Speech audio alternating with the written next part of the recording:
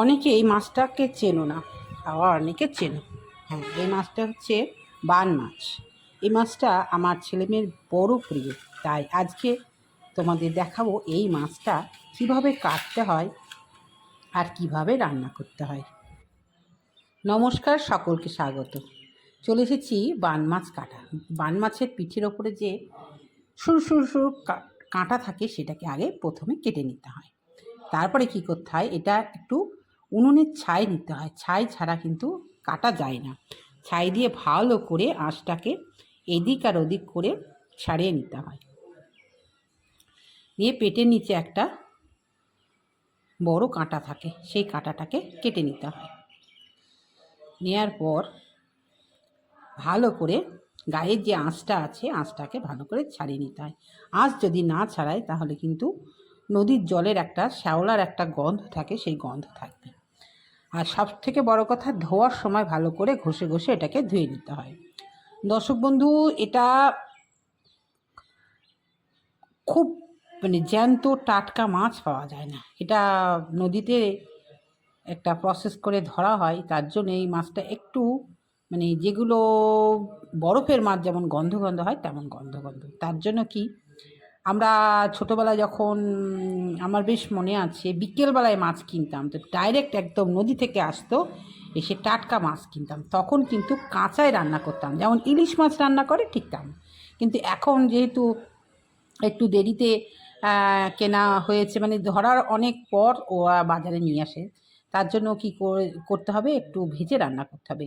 প্রথমে কি করতে হবে, সাদা অংশটাকে লম্বা করে কেটে ফেলতে হবে। দিয়ে দেখো এর মধ্যে নাড়ি আছে, এই নাড়িটাকে টান দিতে হবে, টেনে বের করে দিতে হবে। বের করে দিতে হবে। দেওয়ার পর কি করতে হবে, এর ভিতরে যে ডিমটা আছে হালকা করে ডিমটাকে তুলে নিতে হবে, খুব হালকা করে। দিয়ে এটাকে সুন্দর করে ডিমটাকে ভালো করে আলাদা করে রেখে দিতে হবে। তবে বান মাছ আমরা যেমন অন্যান্য মাছ গোটা গোটা খাই, এই বান মাছ কিন্তু টুকরো টুকরো করতে হবে। যত টুকরো করা হবে তত ভালো রান্না হবে। বিশেষ করে যেমন শোল মাছ টুকরো টুকরো করে রান্না করতে হয়, তো এটাও তাই টুকরো টুকরো করে রান্না করলে খুব ভালো টেস্ট হয়। তো এই মাছটা ধোয়াটাও তোমাদের বলছি, ধোয়াটা পরিষ্কার করে ধুতে হবে। আর লাস্ট দিয়ে একটু ঘষে নিতে হবে মেঝেতে। আর লাস্টে যখন ধুতে হবে তখন কিন্তু লবণ দিয়ে ধুতে হবে। এগুলো আমার পুষিদের সব, মাথা, লেজ, নাড়ি বুড়ি সব থাকলো, আমার পুষিগুলো খাবে। আমার মোটামুটি 4টে পুষি আছে, এই পুষিগুলো খাবে। এবার দেখো চলে এসেছি, মাছটাকে ভেজে নিচ্ছি। আর আলুটাকে কি করেছি, নুন হলুদ দিয়ে সুন্দর করে ছাঁকা তেলে ভেজেছি। তাহলে দুটো ভাজা, একটা আলু ভাজা আর একটা মাছ ভাজা। এবার কি করতে হবে দেখো, এটাকে আমাদেরকে মাখাতে হবে, মাখিয়ে রান্না করতে, ঠিক যেমন মাংস রান্না করে ঠিক তেমন। তার জন্য প্রথমে কি নিয়ে এসেছি, প্রথমেই দেখো পেঁয়াজ, তারপরে তেজপাতা, আর এটা হচ্ছে মশলা। এর মধ্যে আদা, রসুন, পেঁয়াজ, ধনে গুঁড়ো, লঙ্কা গুঁড়ো, অল্প একটু মিষ্টি, সব কিছু দিয়ে এটাকে পেস্ট করে রেখেছি। দিয়ে এটাকে যেগুলো আলগা করে গুঁড়ো দিয়েছি সেগুলোকে আবার ভালো করে নাড়াচাড়া করে নিয়ে রেডি করছি। প্রথমে কি করতে হবে, এই দেখো ভাজা আলু আর মাছটাকে দিয়ে দিতে হবে। দেওয়ার পর পেঁয়াজটা আর তেজপাতাটা দিয়ে দিতে হবে। আমি রেসিপিগুলো কেন করি জানো, কারণ আমার মেয়ে খুব বলে, মা তোমার হাতের রান্না থাকবে ভিডিওতে, ভীষণ ভালো লাগবে। আমি যখন তোমার কাছ থেকে দূরে থাকবো তখন আমি এইগুলো দেখে দেখে রান্না করব। সামান্য একটু তেল দিতে হবে, কাঁচা তেল। তারপরে কি করতে হবে, যে অল্প করে লবণ দিতে হবে, যতটা দরকার, কারণ মাছে তো লবণ দেওয়াই আছে। দিয়ে এবার ওই যে মিক্সিতে যে মশলাটা করেছি সেই মশলাটা দিয়ে দিতে হবে।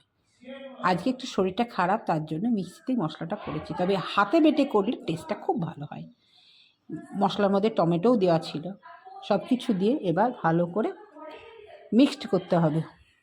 ভালো করে চামচ দিয়ে ভালো করে মিক্সড করার পর এটাকে একটু মোটামুটি 30 মিনিট মতন এটাকে ঢাকা দিয়ে রেখে দিতে হবে। মাখাটা কেউ যদি মনে করে এর মধ্যে অল্প টক দই দেবো দিতে পারো, কারণ আমি দই দিয়ে কোনো দিন রান্না করিনি। যদি মনে করো তো দিতে পারো। এভাবে মাখিয়ে সুন্দর করে মেখে নিতে হবে, নিয়ে ভালো করে ঢাকা দিয়ে রেখে দিতে হবে। এবার কি করতে হবে, লোহার কড়াই নিতে হবে। লোহার কড়াই কেন নিতে হয়, এই মাছটার স্পেশালিটি হচ্ছে লোহার কড়াইয়ে রান্না। তো লোহার কড়াই, এটা আমার অনেক দিনকারই কড়াই আমি নিয়ে এসেছি। অল্প একটু মাছ ভাজার তেল ছিল, সেই মাছ ভাজার তেলের মধ্যেই এটাকে আমি দিয়ে দেবো। অল্প একটু তেল ছিল মাছ ভাজার, সেটাকে ভালো করে গরম করে নিতে হবে। নেওয়ার পর এবার যে আমি মাছটাকে ঢেকে রেখেছিলাম সেটাকে এবার তেলের মধ্যে দিয়ে দিতে হবে। দিয়ে খুব হালকা আঁচে আস্তে আস্তে এটাকে নাড়াচাড়া করতে হবে। খুব সাবধানে এটা রান্না করতে হবে, কারণ যদি বাড়িয়ে দেওয়া যায়, যদি তলে লেগে যায়, তাহলে কিন্তু রান্নাটা খারাপ হয়ে যাবে। তার জন্য কী করতে হবে, খুব হালকা আঁচে এটাকে নাড়াচাড়া করতে হবে। তবে এই মাছটা যদি কাঁচা এইভাবে রান্না করা যায়, কাঁচা বলতে না ভেজে, তাহলে অপূর্ব টেস্ট হয়।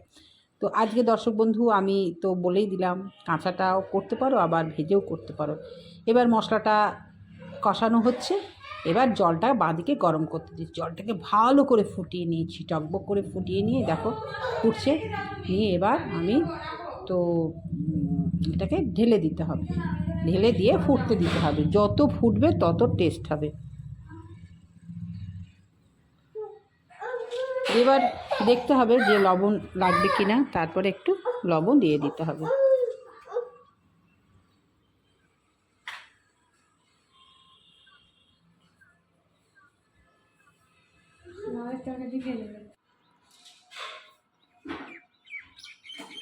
রান্নাটা দেখে মনে হচ্ছে যেন মাংস রান্না। হ্যাঁ, সত্যি তাই। যখন রান্না করা হয় না, আলাদা একটা গন্ধ বেরোয়, সেই গন্ধটা মনে হয় যেন মাংস। কারণ এই মাছটা আর একটা মাছ আছে, গুঁচুই মাছ, সেটা তো পাওয়া যায় না। এইভাবেই রান্না করলে একবারে সেম, একই টেস্ট।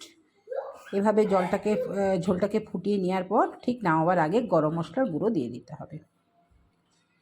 দিয়ে ঝোলটাকে একদম কম করে তারপরে ঢেলে নিতে হবে। হয়ে গেল রান্না। কেমন হলো অবশ্যই জানাবে। আবারও ফিরে আসবো পরের ভিডিওতে। তোমরা সকলে খুব ভালো থেকো, সুস্থ থেকো। হ্যাঁ, নিজের কর্ম নিয়ে থাকো, আনন্দে থেকো। আজকে আসি, টাটা।